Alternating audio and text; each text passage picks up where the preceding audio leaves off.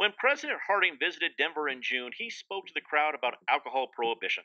The nation began this experiment in 1920, but Colorado outlawed liquor in 1916. I remember in January of 1917 when we first began to assess prohibition here in Colorado. State officials were begging the federal government for help keeping Kansas bootleg whiskey out of Colorado. The nation has now experienced 3 dry years. Miss Buchanan, is prohibition working? Have we ended the evils of alcohol? Doc Reynolds, don't you really mean to say the so called evils of German and Italian immigrants? I thought so. I thought so. I've no doubt that proponents of prohibition abhor drunkenness and some of its associated depravities. But if we're going to be truthful, we have to admit that a distaste and a disdain for immigrants was at the root of the prohibition of Colorado's prohibition measure. I read somewhere that by 1900, over two-thirds of the city of Denver's saloons were owned by immigrants. And so I think anti immigrant feeling really lays at the bottom of prohibition. And I will add that, frankly, I don't think it's working anyway. It was rejected by the voters in Denver County, and the only people who seem to be profiting from it are corrupt public officials, certain churchmen, and moonshiners. Well, speaking of moonshine, Mr. Schaefer, is the city of Denver doing enough to stop bootleggers and local moonshine operations? It feels like we can get sugar moon concoctions in almost any house you want to go to. If you give me those addresses, we'll track them down for the good. Of course. And we'll get Of rid course. of the other depravities that you want to get rid of. Of course. I'll take care of all of them. But give us those addresses. I'll get my reporters out there right away, and we'll get to the bottom of the case, if not the barrel. But no, they're not doing anything. Are you kidding me? With Dewey Bailey as mayor up until May? No, we're not doing anything.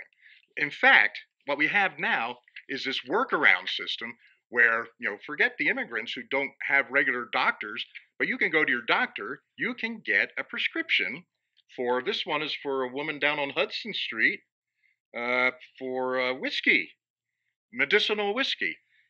If we go down this path, we'll end up with having these kind of workarounds. Get a prescription, get a medical card or a thing for anything that's illegal. Who knows? Some of this marijuana, some things like that.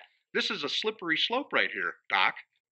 Imagine a medical prescription for something like whiskey. I can't even imagine that. Miss Griffith, are the supporters of Prohibition seeing the changes they sought?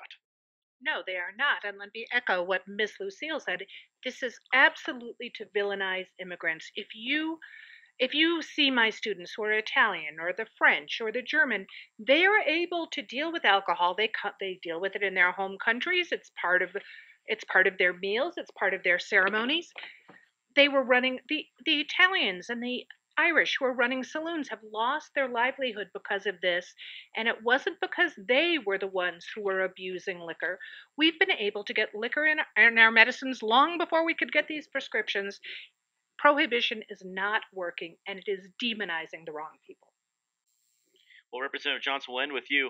It seems that many in this community can still get much liquor, as much liquor as they desire, or they even make their own sugar moon, as I was talking about before. Are we really all that dry? Well, we're drier than we used to be, let's say that. The fact is, the voters of this state voted for prohibition in 1914, and then they voted to make it even stronger in 1918 with the bone dry initiative, and that even passed in Denver during wartime when they didn't want to divert grain that was needed for our soldiers for whiskey drinkers. It's also true that ever since statehood, Denver has also thought itself as above the rest of Colorado, and it doesn't have to follow the state laws on gambling or prostitution, and now it's on prohibition.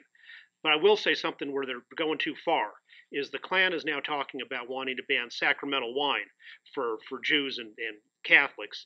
And it's true, as the federal director of prohibition for our region said, that there are definitely some priests and rabbis who are having 300-gallon orders for a congregation of 200 people.